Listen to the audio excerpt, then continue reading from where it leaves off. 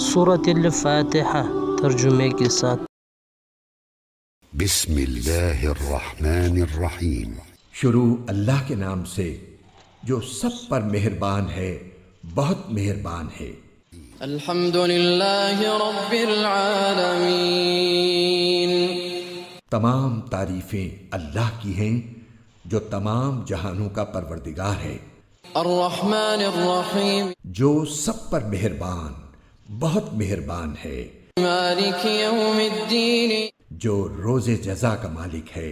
ایاک نعبد و ایاک نستعین۔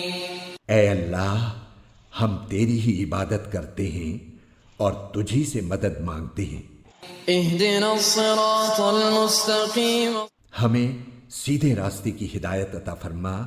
صراط الذین انعمت علیہم، ان لوگوں کے راستے کی جن پر تو نے انعام کیا ہے۔